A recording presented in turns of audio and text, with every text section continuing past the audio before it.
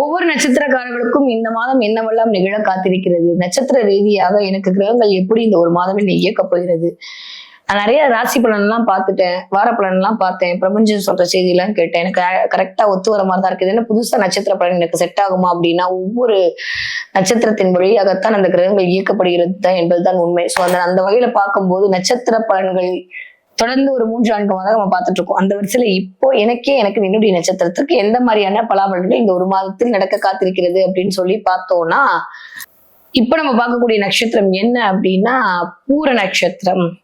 சிம்ம ராசி பூர நட்சத்திரக்காரர்களுக்கு இந்த ஒரு மாத காலம் என்னவெல்லாம் கிரகங்கள் கொடுக்க போது, என்னவெல்லாம் இயங்கத்தை நீங்க சந்திக்க போறீர்கள், இருக்கக்கூடிய பிளான்டரி போஷனை வச்சு பூர நட்சத்திரக்காரர்களுக்கு எப்படி புதுமையான விஷயங்கள் எல்லாம் வாழ்வில் நடக்க காத்திருக்கிறது அப்படின்னு சொல்லி பார்த்தோம்னா எக்ஸ்ட்ராடினரியா இருக்கு, சூப்பரா இருக்கு. என்னதான் சிம்மராசியா இருந்தாலும், என்னதான் அஷ்டம சனிக்குள்ள இருந்தாலும், என்னதான் கேது தலைக்கு மேல உட்கார்ந்து இருந்தாலும், ராகு உங்களை தான் பார்ப்பேன் அடம் பிடிச்சாலுமே எல்லாத்தையும் ஓரம் கட்டி வச்சுட்டு நட்சத்திரநாதனும் சரி ராசிநாதனும் சரி வேற லெவல்ல சூப்பரான இடத்துல அமர்ந்திருக்கிறதை முன்னிட்டு உங்களுக்கான இனிமையான அனுபவங்கள் தரக்கூடிய மாதமாக இந்த ஜூலை மாதம் கண்டிப்பாக மலர காத்திருக்கிறது. எனக்கு தெரிஞ்சு ஜூன் மாதம் 20 தேதிக்கு அப்புறமே டைம் பீரியட் சூப்பரா இருக்கு, கவலைப்படுறதுக்குலாம் ஒண்ணுமே கிடையாது. ஏன்னா கிட்டத்தட்ட ராசிநாதன் போய் 11ஆம் இடத்துல அமர்ந்திருக்கிறார்.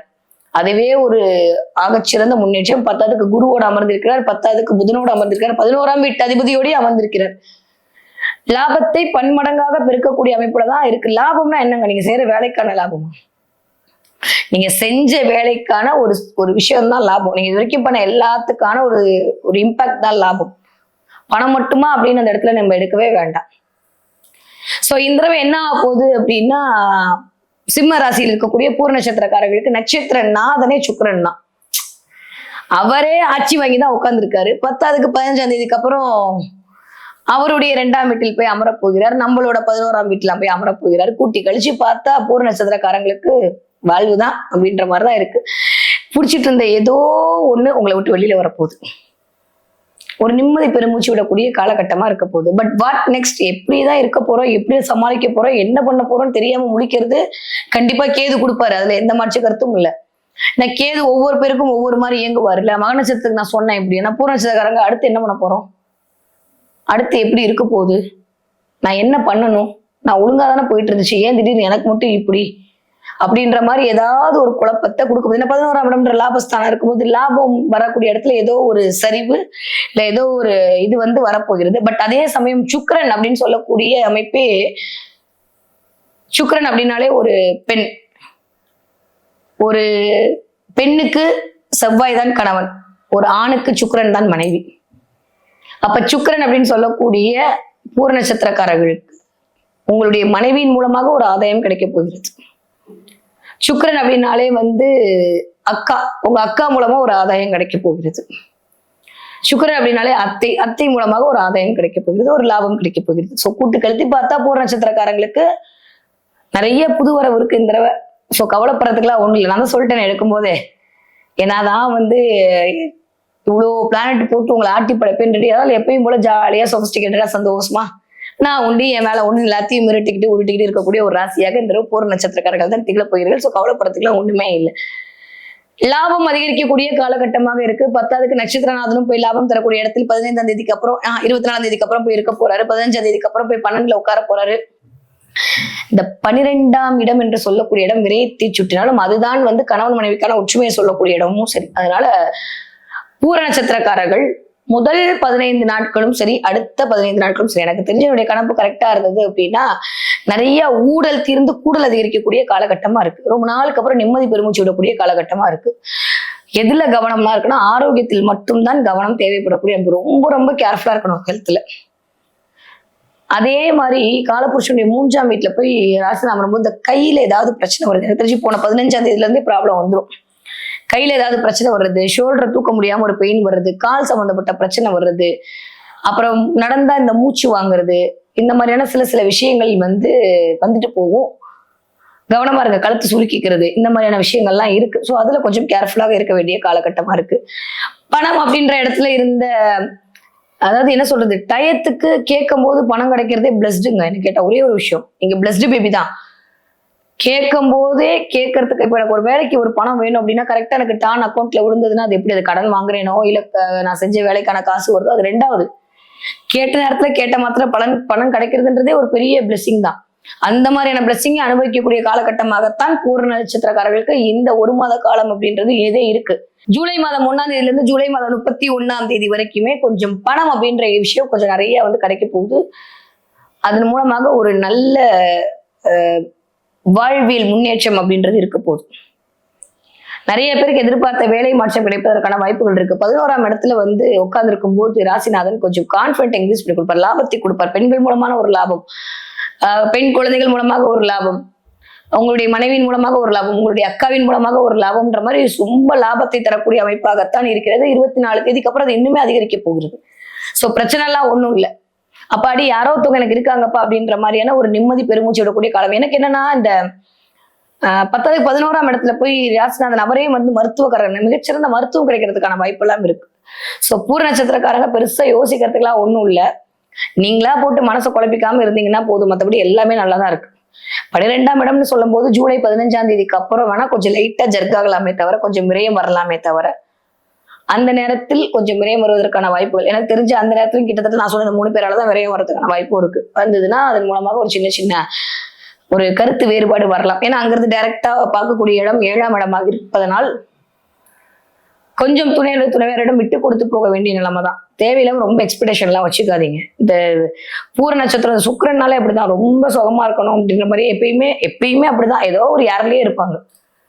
அது ஏன் இப்படி இருக்காங்க, அது பெண்களாக இருந்தாலும் சரி, அது ஆண்களாக இருந்தாலும் சரி, ஏதோ ஒரு யாரிலேயே இருக்கிறது எப்ப பார்த்தாலும். அதுவும் இப்போ என்னதான் கேது வந்தாலும் நான் சொல்றேனே, அப்போ பயன்பா கேதுவா வரட்டும், அது வருது அப்படின்ற மாதிரி போயிடுவாங்க. சோ எதை பத்தியுமே கவலைப்படாம கொஞ்சம் பொறுப்பே இல்லாத தனம்லாம் வரக்கூடிய அமைப்பெல்லாம் மாறி கொஞ்சம் பொறுப்பா மாறிடுவீங்க. திடீர்னு 15ஆம் தேதிக்கு அப்புறம் லாபம் வரும்போது நம்ம எதுக்கு பொறுப்பு பத்தி கவலைப்பட்டுக்கிட்டு, நஷ்டம் வரும்போது நான் பொறுப்பு பத்தி கவலைப்படணும், விரயம் வரும்போது நான் ஐயோ விரயம் ஆயிடுச்சு அப்படின்ற மாதிரி கவலைப்படும். சோ படிக்கிற குழந்தையா இருந்தீங்கன்னா முதல் 15 நாட்கள் ஜாலியா இருப்பீங்க. அடுத்த 15 நாள் ஐயோ எக்ஸாம் இருக்கே, மார்க் வரணுமேன்றதுக்காண்டி கொஞ்சம் பொறுப்பா மாதிரி படிக்க ஆரம்பிப்பீங்க. கண்டிப்பா மார்க் கம்மியா தான் வரப்போகுது, கவலை எல்லாம் படாதீங்க. வீட்டுல ஆல்ரெடி சொல்லி வச்சிருங்க, வித்யா மேடம் சொன்னாங்கன்னே சொல்லுங்க, சரியா? அதனால பிரச்சனை ஒண்ணும் இல்லை. ஓகே, நீங்க 20 வயதுல இருந்து ஒரு 40 வயதுக்குள்ள இருக்கக்கூடிய பூர நட்சத்திரக்காரர்களா இருந்தால் காதல் நிக்க போகுது, கனவு மலரப்போகுது. இது வரைக்கும் இருந்த ஊடல் எல்லாம் மாறி கூடல் அதிகரிக்க போகுது, ரொமான்ஸ் அதிகரிக்க போகிறது. ரொம்ப நாளுக்கு அப்புறம் சந்தோஷமா இருக்க போறீங்க, ஹாப்பியா இருக்க போறீங்க, ஜாலியா இருக்க போறீங்க, நோ ப்ராப்ளம். ஓகே, நீங்க ஒரு 40 வயதுல இருந்து ஒரு 60 வயதுக்குள்ள இருக்கக்கூடிய பூர நட்சத்திரக்காரர்களாக இருந்தீர்களால் உடல்நிலையில் கொஞ்சம் கவனம் தேவை, மனநிலையில் கொஞ்சம் கவனம் தேவை, பணநிலையில் கொஞ்சம் கவனம் தேவை. தேவையில்லாம விரைய செலவுகள் வருவதற்கான வாய்ப்புகள் இருக்கு, அதுல கொஞ்சம் கவனமா இருந்து கொள்ளுங்க. சந்தோஷத்திற்காக சில விரயங்கள் செய்ய வேண்டிய சூழல் ஏற்படலாம். ஏன்னா சுக்கிரனாலே கொஞ்சம் சுகத்திற்காக அப்படின்ற மாதிரி 24ஆம் தேதி வந்தாலும் கொஞ்சம் சந்தோஷத்துக்காக சில விரயங்கள் செய்யறதுக்கான வாய்ப்புகள் எல்லாம் இருக்கு. தேவையா அப்படின்றத பார்த்துட்டு விரயம் பண்ணுங்க, இல்லாட்டி தேவையில்லாட்டி அப்படியே கம்முன்னு இருந்துருங்க, ஒன்றும் பிரச்சனை இல்லை. ஆரோக்கியத்தில் மட்டும் கவனம் தேவை. கொஞ்சம் மூச்சு விடுறதுல கை சம்பந்தப்பட்ட பிரச்சனை இல்லை, வயிறு சம்பந்தப்பட்ட பிரச்சனை கண்டிப்பான கவனம் தேவை. தேவையில்லாத கேது அப்படின்னு ஒரு பிளான்ட் வரும்போதும் சரி, நீங்க என்ன தப்பா எடுத்துட்டாலும் சரி, ரைட்டா எடுத்துட்டாலும் சரி, கேது வந்தாலும் சரி, ராகு வந்தாலும் சரி, கொஞ்சம் தேவையில்லாத பழக்கங்களுக்கு உங்களை ஆளாக்கி விடுவார்கள். அதனால அதுல கொஞ்சம் கவனமா இருந்துக்கோங்க. நான் டைரக்டா சொல்லிட்டேன்ல, உங்களுக்கு புரிஞ்சிடும் டைரக்டா நான் என்ன சொல்ல வரேன். அதனால அதுல கொஞ்சம் கவனமாக இருந்து கொள்ளுங்கள். மற்றபடி வேற ஒன்றும் பெருசா இல்லை. பெருசா நெகட்டிவா சொல்ற மாதிரி பூர நட்சத்திரக்காரங்களுக்கு எனக்கு தெரிஞ்சு ஒண்ணும் இல்லை, நல்லா தான் இருக்கீங்க, லாபமா இருக்கீங்க. அதுக்கப்புறம் கொஞ்சம் விரைய வரப்போகுது. அது கூட எனக்கு தெரிஞ்சு ஒரு 24ஆம் தேதியும் சுக்கிரன் போய் உட்காந்துருவார் லாபத்துல. சோ எனக்கு தெரிஞ்சு 14ஆம் தேதியில இருந்து 24ஆம் தேதிக்குள்ளதான் ஒரு சின்ன விரயம் வந்தா வருமே தவிர மற்றபடி ஒன்றும் பெருசா கவலைப்படுறதுக்கு ஒண்ணுமே இல்லை. சூப்பரா இருக்க போது பூர நட்சத்திரக்காரர்களுக்கு இந்த 2025ஆவது வருட ஜூலை மாதம். ஓகே, என்ன பாப்பீங்க அப்படின்னா பெரிய மரம் பாப்பீங்க. அட போங்க மேடம், மரம் தானே.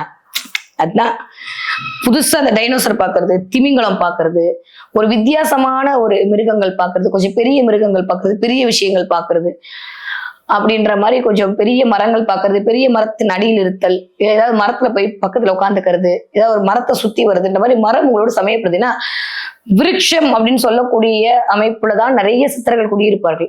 உங்களுக்கு நான் சொன்னா அது ஒரு மாதிரி இருக்கும், நான் காரகத்துவத்தோட தான் சொல்றேன்.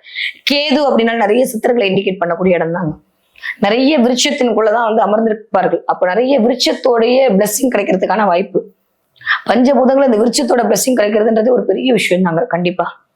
அப்ப இந்த மரம் சார்ந்த பார்வை, திடீர்னு ஒரு மரம் பாக்குறது, திறந்தோடனே ஒரு பெரிய மரத்துல இருந்து பூ விழுகிற மாதிரி பாக்குறது, இல்ல பெரிய மரம் பூத்து குழுங்குற மாதிரி பாக்குறது எல்லாம் உங்க கண்ணுல படும். பட்டதுன்னா எனக்கு கமெண்ட்ல சொல்லுங்க. ஏன்னா மரம் என்றால் அது குரு என்று அர்த்தம். புரியுதா? பெரிய மரம்லாம் குரு தான். அங்க போய் சூரியன் உட்காரும்போது மரத்தை அறுக்கிறது எல்லாம் சூரியன் தான். எல்லாமே கரவத்தோடு தான் சொல்லிட்டு இருக்கேன். ஸோ அதனால அந்த மாதிரியான பார்த்துட்டீங்க அப்படின்னா பெரிய லாபத்தை நீங்கள் வாழ்க்கையில் சந்திக்க போறீங்க என்ற அர்த்தம். எந்த அஷ்டமச்சரியும் உங்களை ஒண்ணும் பண்ணாது, எந்த கேதும் உங்களை ஒண்ணும் பண்ண மாட்டாரு, எந்த ராகும் உங்களை ஒண்ணும் பண்ண மாட்டாரு. நீங்க யாரும் எதுவும் பண்ணாம இருந்தா சரி, சரியா? அந்த அளவுக்கு சூப்பரா இருக்க போது பூர நட்சத்திரக்காரர்களுக்கு 555 அப்படின்ற நம்பரை நீங்க அடிக்கடி பார்த்தீங்க அப்படின்னா கண்டிப்பா என்கிட்ட சொல்லுங்க. அந்த நம்பர் மூலமாக உங்களுக்கு நல்ல ஒரு யுனிவர்சல் பிளெஸிங் என்பது உங்களை நோக்கி வர காத்திருக்கிறது. ஓகே, நீங்க என்ன தெய்வத்தை இந்த வழிபாடு பண்ணலாம்? உங்க குலதெய்வத்துடைய வழிபாடு, அதுவும் பெண் தெய்வம், சுக்கிரனாலே பெண் தெய்வம் தான். ஒரு பெண் தெய்வத்துடைய வழிபாடு உங்களுக்கு ஆகச்சிறந்த ஆறுதலையும் மாறுதலையும் கொண்டு வந்து தரக்கூடிய வழிபாடாக இருக்கிறது. முடியும் அப்படின்னா தலையில் பிரசூடிய இந்த ராஜராஜேஸ்வரி, லலிதாம்பிகை மாதிரி, காமாட்சி அம்மன் மாதிரி இந்த மாதிரி தெய்வங்களை நீங்கள் வழிபாடு செய்ய செய்ய வாழ்க்கையில் கண்டிப்பான முன்னேற்றத்தை அடைந்தே தீர்வுகள் என்பதில் எந்த மாற்று கருத்தும் இல்ல. ரொம்ப ரொம்ப நல்லா இருக்கு பூர நட்சத்திரக்காரர்களுக்கு இந்த ஜூலை மாதம் 2025 வருடம்.